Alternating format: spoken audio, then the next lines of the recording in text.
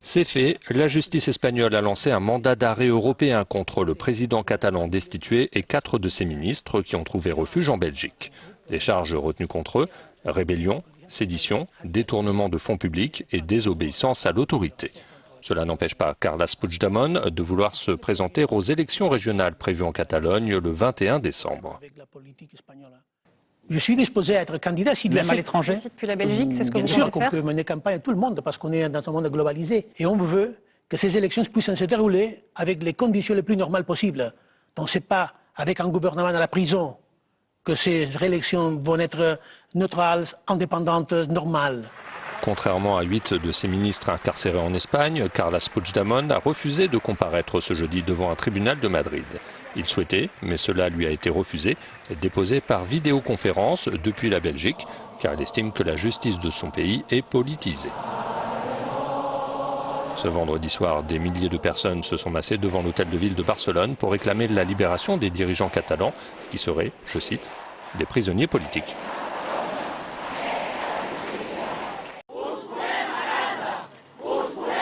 Nous les voulons à la maison, voilà ce que chante en catalan une centaine de personnes réunies hier soir à Bruxelles devant les institutions européennes. Elles protestent contre l'incarcération de plusieurs ministres catalans et ne comprennent pas le silence de l'Union européenne qui n'a toujours pas réagi suite à cet événement politique exceptionnel en Espagne.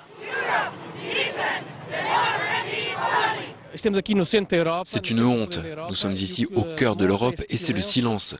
Cela illustre les faiblesses des politiciens du XXIe siècle qui préfèrent défendre les intérêts de l'argent, les intérêts des États, plutôt que les intérêts des peuples.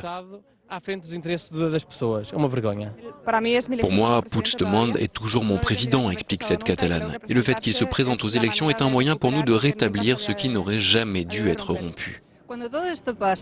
Cette autre manifestante déclare ironiquement que quand tout cela sera terminé, il faudra donner un prix à Mariano Rajoy pour tout ce qu'il aura fait pour l'indépendantisme.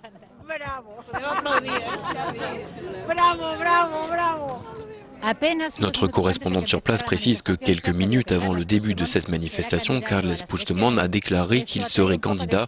Cela donne de l'espoir à ces militants qui sont furieux face aux incarcérations et face au silence de l'Europe. L'indépendance de la Catalogne, sujet majeur de préoccupation pour les Espagnols, pas vraiment si l'on se fie aux dernières études d'opinion. Il s'agirait seulement, dans l'ordre, du 9e problème soulevé par les personnes interrogées. La question n'en divise pas moins la population, comme nous avons pu le constater dans les rues de Madrid. J'ai remarqué que certains clients refusaient de m'acheter des produits catalans. Je suis complètement ouverte au dialogue et je sais que quand je dis ça, ceux qui sont d'un côté ou de l'autre se sentent mal à l'aise. Dans mon cas, il n'y a aucun rejet. Je pense qu'il y a beaucoup de gens qui se sentent espagnols, mais à la fin, tout est question de dialogue. Il faut parler dans le cadre de la légalité. Peut-être que je voudrais aussi l'indépendance. Je crois que si j'étais catalane, je la voudrais. En tout cas, je les comprends vraiment.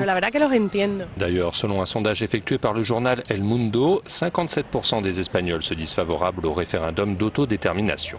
Écrivain et correspondant du New York Times, Raphaël Minder nous livre son ressenti.